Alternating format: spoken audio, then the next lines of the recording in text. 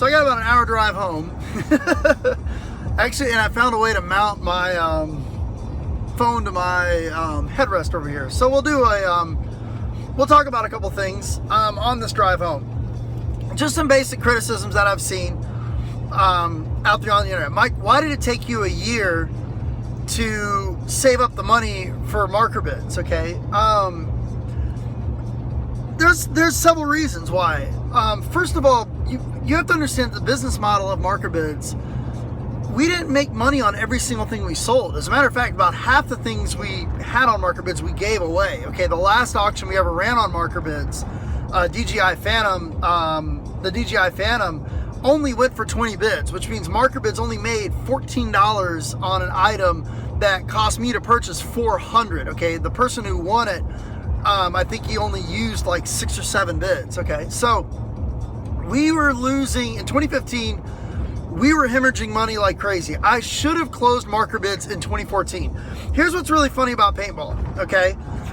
There's a lot of chatter about what's going on. Nobody is talking about the elephant that's in the room, okay?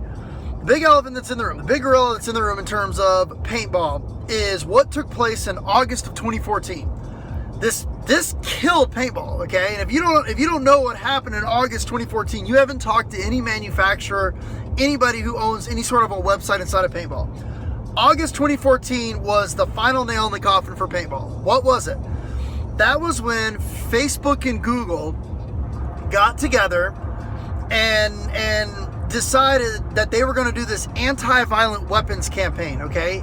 So they went on this anti-violent weapons campaign, basically wanting to remove anything that they considered a violent weapon off of the internet, okay? And they lumped paintball and airsoft and hunting and knives and guns, and you can go read about it. But that right there, August of 2014, okay? I talked to a bunch of companies around that time, so I was ordering a bunch of stuff, and they said their website traffic dropped 20 to 40%. A lot, okay? That's a lot. That right there should have told me that I should get ready to wrap up marker bids in 2014. Okay, so this is August of 2014. As we roll through December 2014, go into 2015, all site traffic is down across the board. Okay, all site traffic's down, AdSense is down on my YouTube channel. Everything is in the toilet in regards to paintball. Okay. I kept it open thinking that something new was going to come out sorry about that. Something new was going to come out in Paintball Extravaganza. Okay, well, pretty much the only thing new that came out was the Shocker. That helped with sales a little bit. We're giving shit away, hemorrhaging money left and right, keeping the site open. And then I was like, okay, well, maybe World Cup is going to have something new. Okay, now marker bids is all about the new products, all about the hype. If there's no hype, a site like marker bids can never, a penny auction site cannot stay alive unless there's hype. And the thing on marker bids was I was always selling the best of the best product that I could get. Okay, so I was never selling dog shit. It was always good stuff. Okay, that was one of our slogans: get the good stuff. It was always top of the line stuff.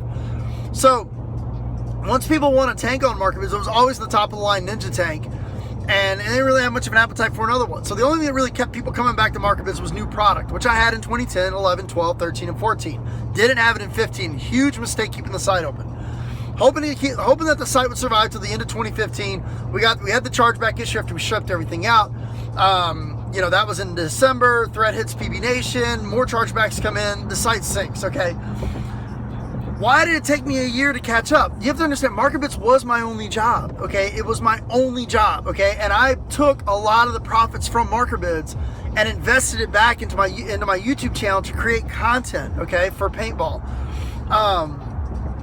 And so it was my only job. I didn't have another position somewhere. I wasn't working a full-time job, and marker bids was my side hustle, which in hindsight, I probably should have done that. But with all the traveling that I was doing for paintball and stuff like that, marker bids was my only job. Okay, from 2008 to 2010 when I launched marker bids, I've only worked in the paintball industry. So 2008, we basically just ran the forum. 2010, I kick off marker bids, and marker bids was my only source of income. So when I lost my business. It's not like when you lose a business, it's not like when you lose your job where, if you work at one car dealership, you can go get a job at another car dealership, okay? That doesn't happen when you own the business, okay? When the business goes to the bottom of the ocean, you're attached to it, okay? So it's not like you get fired from a job, okay? All the financial consequences that comes in from owning a business all sit on you solely, okay? So, like, imagine if you worked for a company and the company went out of business and they started taking money out of your bank account because the company went out of business. That's essentially what happens, okay? So, I had an idea, and so the thread hits PB Nation, okay, cool. And so I get a job, and I've always worked in real estate, so I get a job at a mortgage company, okay?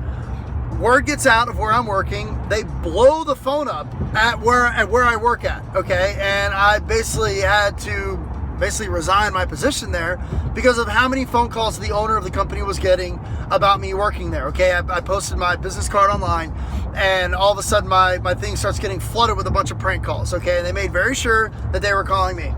So I go to work at another mortgage company, and I'm trying to get my pipeline built. I'm trying to meet with realtors and this and that. I had a great idea. I said, why don't I offer free aerial photography to realtors? And with that, I can try to get the mortgage business. I've always done mortgages, and it's always been kind of a side thing, but I want to do this for real. So I start doing the aerial photography. Things start going, I start getting, some leads in. Things start going this, that, and the other. I start closing a couple deals, and then I start posting, okay, look, if this continues, I should be able to ship everyone else's product out. Okay, well, they take what I'm doing, they find my YouTube channel, they post it on PB Nation, and people on PB Nation report all my videos to the FAA, okay? I lose all my clients, okay? Because I get a letter, my clients get a letter, okay? Report all my videos to the FAA. So everything goes through fine with the FAA. I lose the business that I had from there, okay? So now we're rolling into September or whatever. I have like a couple grand saved up, but if your bills are $3,000 a month and you're only coming up with $2,000 a month, you can't save money. That was my biggest problem through 2016. I wasn't making enough to cover my bills, and I definitely was barely making enough money to save money. I was always trying to, and I always put a little bit aside, but it took time. That's what happened. When I lost the business, when I lost Marker Bids, that was my only income. It had been my only income for 5 years. I had no other job. Okay, so that's why it took a year, because when I lost my business, I lost basically my job, and it took a while to get established, to save up the money to build it back. Some people are like, well, your reputation in the paintball industry is ruined. I never gave a fuck about my reputation anyway. Okay, I took on PB Nation. No, like one of the only people inside the paintball industry to take on PB Nation. Everybody was complaining about it. I took them on. Okay. I don't care what my reputation is inside of paintball. I don't, okay? You right now are seeing Oliver Lang retire, and I can promise you all the comments about him are not positive, okay? That's Oliver fucking Lang. Oliver Lang, okay? Oliver Lang is not only a phenomenal athlete, he's been an amazing ambassador for the sport. He has performed at an elite level, at the highest levels of our sport for the past, 15, 18 years or whatever it is. Awesome guy. I've met him many, many times. Definitely a unique guy, but he is an awesome guy. Extremely intelligent. Very fitness focused. Very business focused. One of the coolest guys, I've ever met inside of paintball. He genuinely is one of the most humble, awesome guys. And he's dedicated a huge portion of his life, and not just his life, his young athletic life. Okay, so it's not like he's like doing this when he's 70 and old. He played paintball when he was in good enough athletic shape to go and do a number of different activities and probably make more money doing it. Great ambassador for the companies that sponsored him. Great ambassador for people that wanted to move up in the tournament level. Just an all-around amazing athlete. Are all the comments about him positive? No, they're not. Okay, so if you're talking about half the people are talking shit about Oliver Lang, one of the pinnacle players inside of paintball, and they can't say something, and they can't take 2 seconds to say something positive for him and his contribution. Why the fuck would I care what they say about me? I don't. I genuinely don't. Okay, so that answers that question. Let me think what else. Let me think if there was anything else. What's the current state of paintball now? And I've seen that people come in and say, what's the current state of paintball right now? I mean, it's in serious trouble in terms of growth. It's not going to grow. Okay, it's not going to grow. I'm hoping that it gets small enough to where it can be small and profitable. You don't have to be huge in glam rock to make a ton of money. Okay, you don't have to be in the Olympics, which paintball will never be, and you don't have to be in the X Games, which paintball will never be. But you can be small and profitable, and that's what I hope paintball finally hits to. Paintball, in my opinion, is going to eventually be a lot like bowling, and that's been the rumor, among the industry people for the past 2 to 3 years, that paintball is slowly turning into bowling, in that it's an activity. People go out and play it. Yeah, some people take it seriously. They do leagues and stuff like that. But for the most part, 99% of people out there don't own their own bowling ball. 99% of the people out there don't own their own shoes. They don't own a glove. They don't own a bowling bag. But they go out there maybe once or twice a year to have a good time. Okay, so that is probably what paintball is going to become. And are they always going to have the hardcore fanatics that play it every single weekend and invest the money in the gear? Yeah. Or is it going to be anything close to what we've ever seen in the past? No, it won't be. That sucks. That really sucks. The manufacturers are huge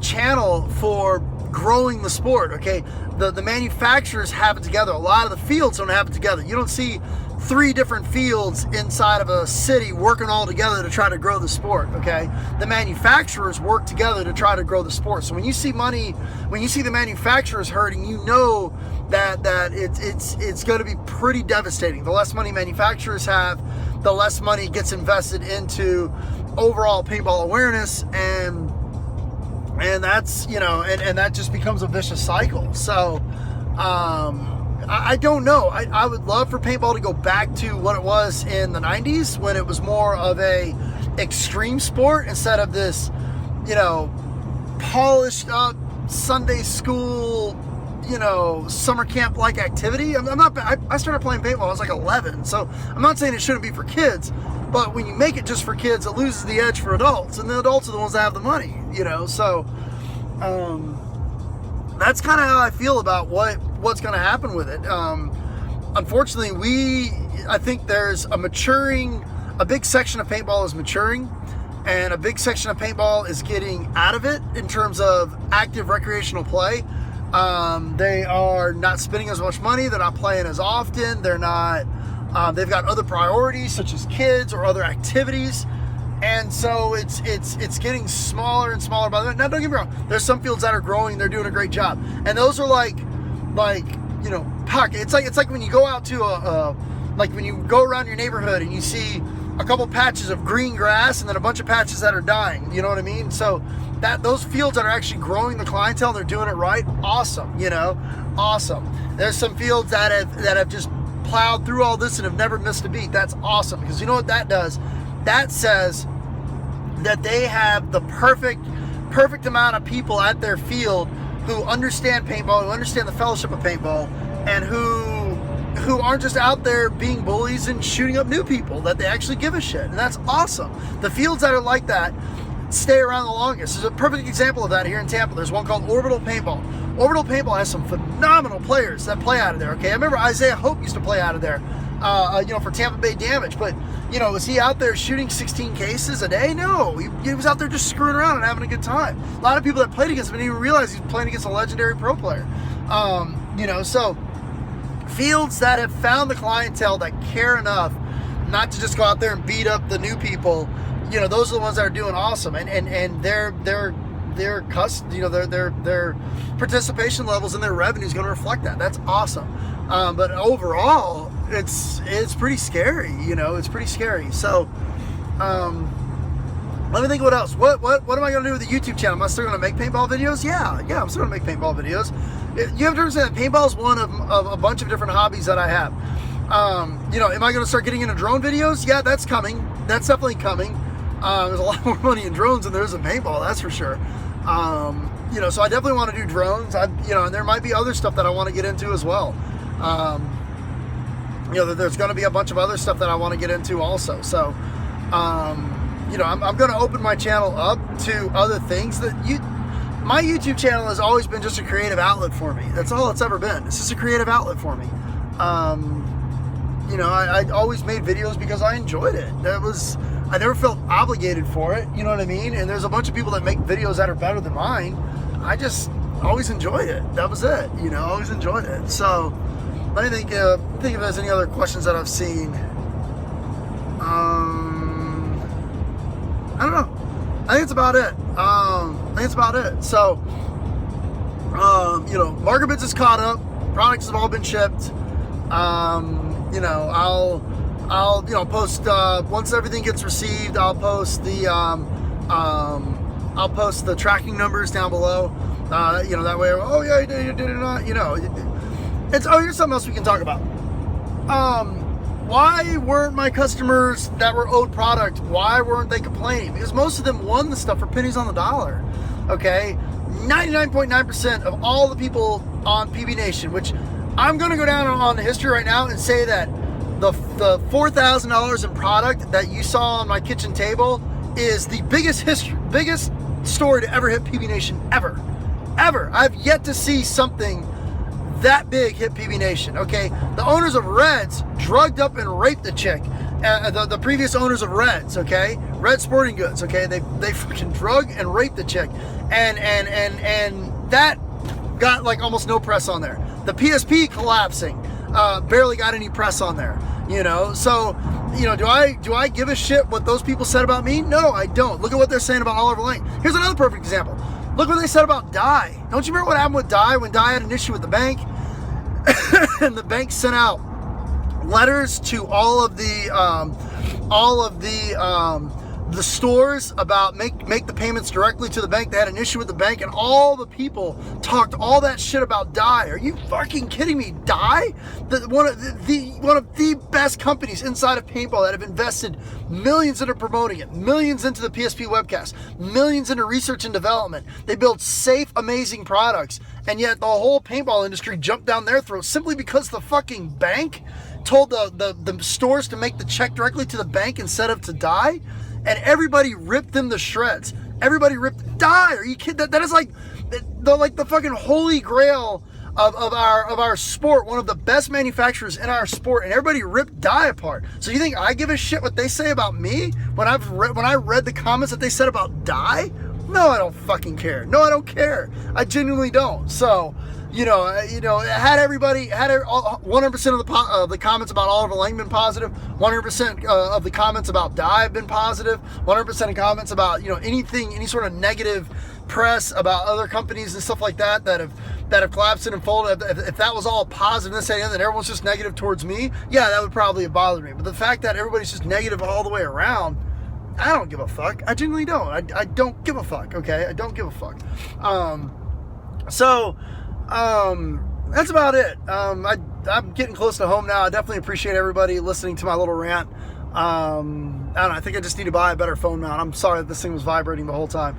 I do want to say to the people that always believed in me through this whole process, okay, including my own customers, okay, my own customers, the people that I owe product to, I can't thank them enough for their patience. I can't thank them enough for their understanding. I can't apologize enough for how long this took. I was never, ever, ever going to just run off from them. The customers on Market Bids were my life. They still are my life. They were very dear and important to me, and their trust was very important to me, which is why I never ran any bid bots or shill bidders or anything like that. Had I wouldn't owe any product because the bid bots would have won all the products.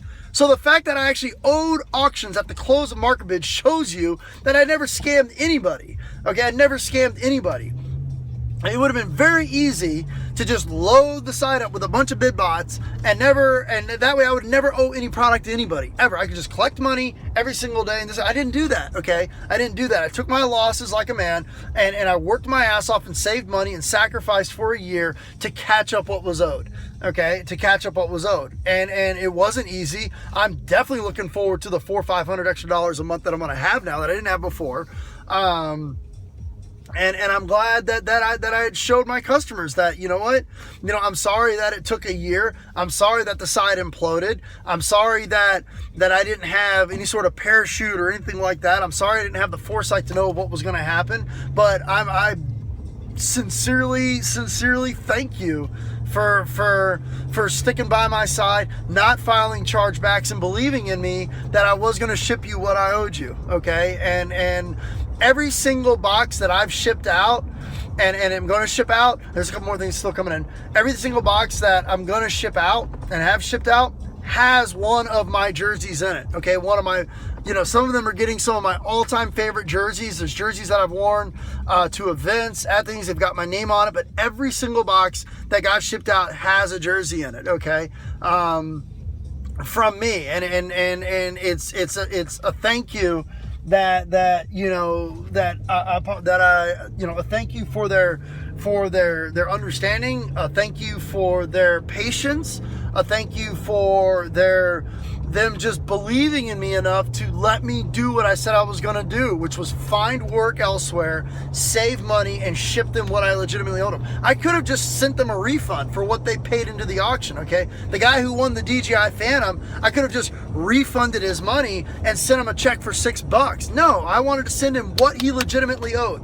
What he owed and what he was owed and what he won. He won a DJI Phantom on my website. He's going to get a DJI Phantom. It doesn't matter how long it's going to take me to get it for him, or what I've got to sell, or how many jobs I've got to work, or whatever. He believed in me enough to come on my website, and I'm not going to just refund his money. I'm going to get him what he legitimately owed, okay? What he's legitimately owed and what he won. And that's what I've done. That's why the people that won shockers got shockers. The people that won a super gun got their super gun. The people that won a tank got their tank. The people that won pods got the pod. Somebody who won a mask got their mask, okay? I didn't want to refund anybody. I could have just refunded everybody. That would have cost me like $700, okay, as opposed to the $4,000 or $5,000 that I spent, okay? But I didn't want to do that. I wanted to make sure that what they won on my site, like I said on my site, if you have a 4-digit auction number, that is your receipt to say that you won something, that I owe you that auction. And that's what I did. And I'm sorry it took a year for me to get there, but I still made do by my customers exactly what I said at the very beginning. I just needed time to work, to save, to catch up my patrons, and that's what I did. So I'm going to end the video on that. For my customers, I know who they are because I've been in touch with them for the past year. Thank you. And from the bottom of my heart, thank you. Thank you for believing me. Thank you for giving me the chance to save the money like I said I did, that I would, to ship you the product that you were owed. Thank you for hanging in there with me. And I can't thank them enough. And this goes for something else too. If you have people on BB Nation, Mike owes me product, they need to post their 4-digit auction ID. If they don't have a 4-digit auction ID, they're not owed any product, okay? Some of the people that are getting product have said some of the nasty, very, very nasty things about me, okay? They still got their product, okay? They still got their product. Some of the people that sent me very threatening emails over the past year, calling me all kinds of names, okay? They still got their product, okay? I understand people were pissed off. I was pissed off. I was embarrassed. I was humiliated.